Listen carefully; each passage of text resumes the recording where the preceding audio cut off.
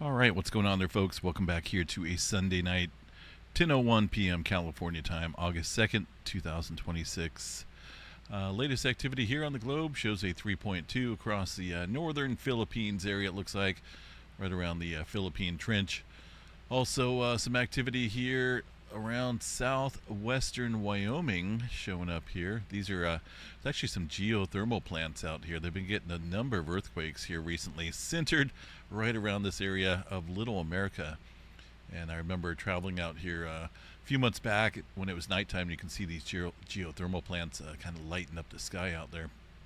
So some activity showing up there about 9:30, so half an hour or so ago. That wouldn't match this time frame though for this earthquake. This is one of the stations there at Yellowstone picking up a little event there. It looks like it's local to Yellowstone. The one down south, I don't know if we can pick that one up or not. Let's see if we can tune into one of these. A lot of these are not working, so I don't even see that earthquake there in southwestern Wyoming showing up. But there was a little event, a little small one up north there around Yellowstone. Aside from that, Pacific Northwest looks a little quiet. Of course, it is the weekends. They failed to report the earthquake activity out here for whatever reason. I think that's, I mean, if you're going to report earthquakes here on the automatic status, it should be regardless if it's after 5 p.m. or the weekend. No earthquakes. This will probably be filled in the morning there after they review it. But far as the slow slip event map here, let's go check this out real quick. See what we got for tremor activity, which shows us that there's about 33 epicenters of slow slips, a little bit underneath Washington and a little bit underneath Oregon. Nothing spectacular, major going on there. A little earthquake there on the southern end of the Cascadia, though, this evening. 2.7, 10 miles deep here into that southern end of the subduction zone. You can see quite nicely here. Also some activity stirring up around the Gilroy area. Well, this is near Pinnacles. I take that back. A little activity near Gilroy this morning, but I got a little cluster of activity here on the San Andreas Fault with 3.8. Well, looks like they downgraded it. 3.6 there this morning, and a number of other earthquakes here this evening, or this afternoon, and some this evening. Nothing major happening, but we are starting to notice a little uptick here across the plate boundary areas. Some movement happening here on the Pacific side is noted. 2.5 and above does show some of that activity. Templeton, 2.7. Also down here across the Los Angeles area, 2.6. So we are seeing some adjustment out here in terms of 2.5 and above across the or just off the plate boundary here in California. As far as anything else goes, as far as unusual swarming goes, I don't see it. A couple smaller events here around the San Andreas Fault, including one right smack dab on it there in the last hour. There's an earthquake there in Wyoming. Oil field still rocking and rolling in the New Madrid seismic zone. Nothing to report for now. Eastern portion of the country outside of Quebec up here. Looks like that's on the Canada side there. Well, it's going to be Canada anyway. 2.7. Worldwide activity. Let's see what we got here for the largest magnitude. Still waiting on a 6. And the reason why I say that is because I want to test out the Earthmaster app here and see if it does what it's supposed to do. Whenever there's a 6.0 earthquake around the planet, this program will automatically pull up the closest available seismograph station there, so that we can view it in a kind of a red banner. That way you guys know that that's the seismograph closest to the that 6-pointer or above, 6.0 or above. Even if a 9-pointer struck, it's going to still do the same thing. I'm sure we'll see one eventually. As far as the Japan area goes, number of earthquakes there on the Kurokam Chatka. Let's see what we got here for the latest magnitude. Couple 4s out there. 5 4-pointers in the last 24 hours. Definitely seen an adjustment up here. Still some activity there across the north of the Kagoshima area, Kumamoto region, that looks like. from that 6.8 that struck here a number of days back. Still seeing some aftershock activity. Quiet though towards Taiwan and the Philippines area. We do have some force stirring up. Nothing major, but starting to see a little densely increasing area there across the Philippine Trench. The Manila Trench up here quiet for now. New Zealand 5.6, that's well underneath, well, not underneath, but looks like it's towards the northern end here of the Hikurangi subduction zone. That earthquake struck here this morning, 32 miles deep, 5.6 into the, again, northern end, I believe, of the Hikurangi subduction zone. It's going to start right about here, so a little activity stirring up there across that region. A couple earthquakes up along the Tonga Trench as well. Renewed deep activity there. 357 miles deep for that 4.3. Still getting a decent cluster here across the Middle America Trench and portions of the Caribbean plate. All around it starting to show some decent adjustment or some further adjustment, including a 4.8 right now. So let's see what we got. 4.8 outside the Dominican Republic area in the last 6 minutes here. It looks like 22:01, so it's only a few minutes ago for 4.8 north of the Santo Domingo area. Pretty shallow earthquake as well. Not for sure what the population density is here. Let's see, nothing major. But again, this is just part of an overall uptick around the Caribbean plate. Seen the Middle America Trench stir up. Areas down south here recently as well. So a lot of activity happening. Nothing major for now. Across the South America area, 5.2 along the Peru area, along with a couple other swarming events down there along the Peru-Chile Trench.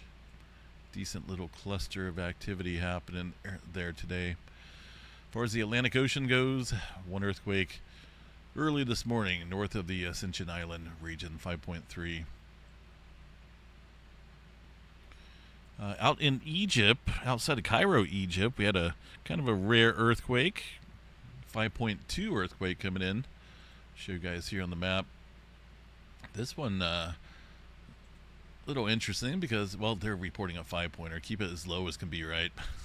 This afternoon, that earthquake came in, and there's not a whole lot of historical data in here. If we go back and look, I'll pull up 4.5 and above since records have been kept, and we'll take a look at that area around Cairo, Egypt, and see what we got here.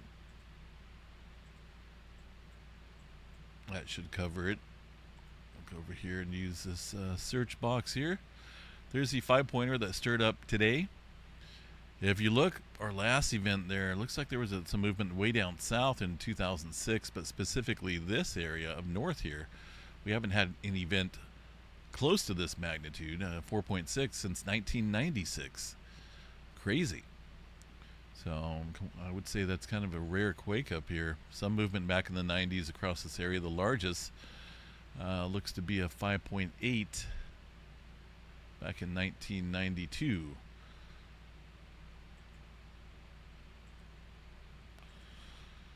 All right, let's see what else we have around the planet. It's movement up in China right now. Get a little swarm of activity. Another earthquake of a 4.2 stirring up. So things are on the move out here. Again, nothing big, but we should see at least a 6-pointer here pretty soon. And I say that because we've had, what have we had here? This is 6.0 and above since the first of the year. So minus the larger magnitudes. We've had quite a bit of 7s here so far. 6, 7, 8, 9, 9 7-pointers. So,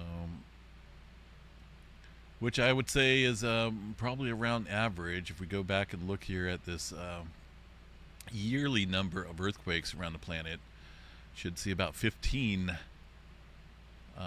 7-pointers. 7.0 to 7.9. We've got 9 of them so far. So 9, 10, 11, 12, that's kind of putting us above average.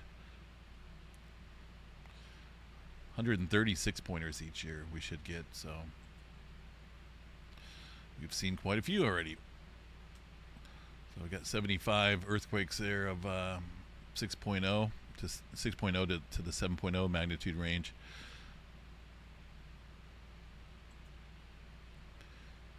Let's see, anything going on out here on the big island of Hawaii? A little clustering going on across the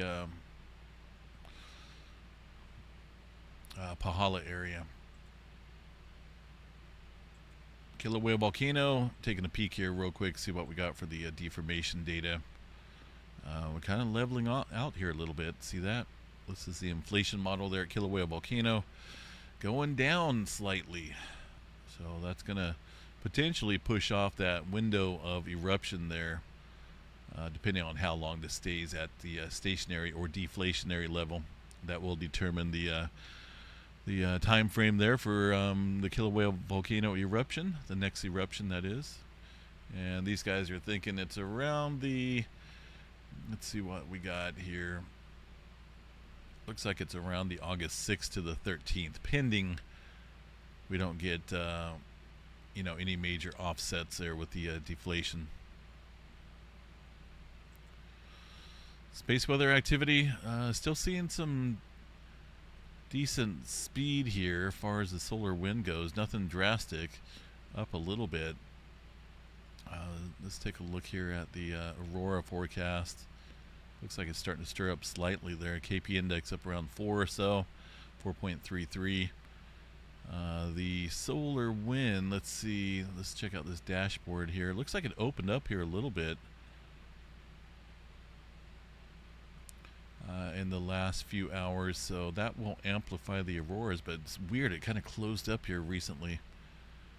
Look at this red line, that's a BZ component there, so when this is south in the negative territory, that will amplify the auroras. When it's up here above this 0 in the positive, then that will suppress the auroras, and plasma density's up a little bit.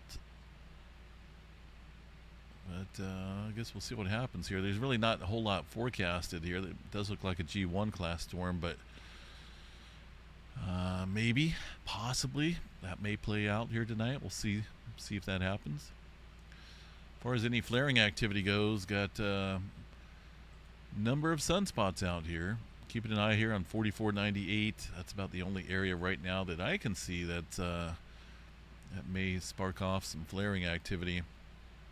Everything else out here looks fairly stable for the most part, but even then, this area is not all that impressive looking. So overall flare threat, they dropped it as expected. 1% chance or less for the X flare. M flare around 20%. That's probably reasonable. 95% chance there for C flare activity. Checking in here on the Storm Prediction Center. Severe weather to start off the work week, limited to portions of, looks like North Dakota, Minnesota. There is a slight chance there for some tornado activity there in the green zone. A little 2% chance. A little bit of wind and a little bit of hail threat there for the Monday thunderstorm activity.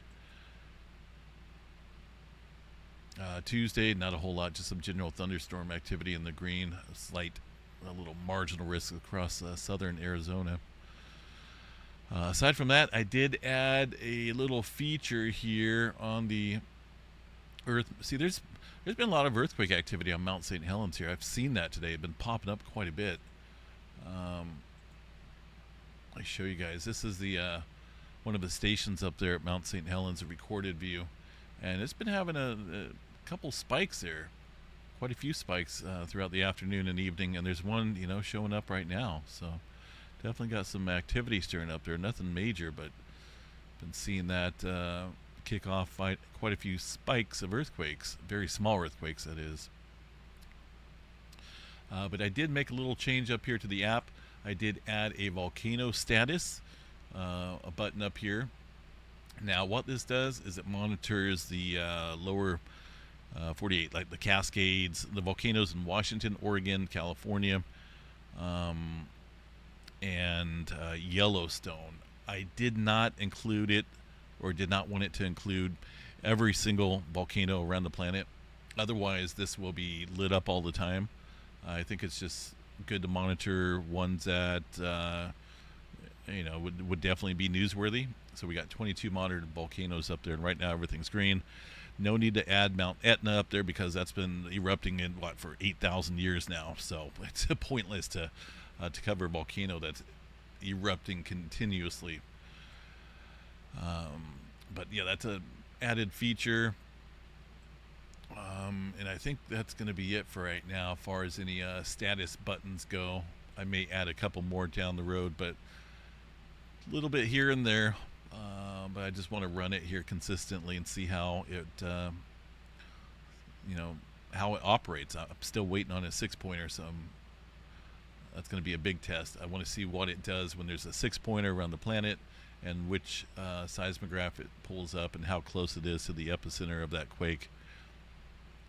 But I'm sure we'll see one here sooner than later. Again, we get 130 of them each year, and we're at about between 60 or 70 right now. We're slightly above average. Well, probably around the average, I would say. We're already in the month of August, so. All right, have a good one. We will see you guys out here for the Monday morning update. Take care and have a good night, everyone. Stay safe out there.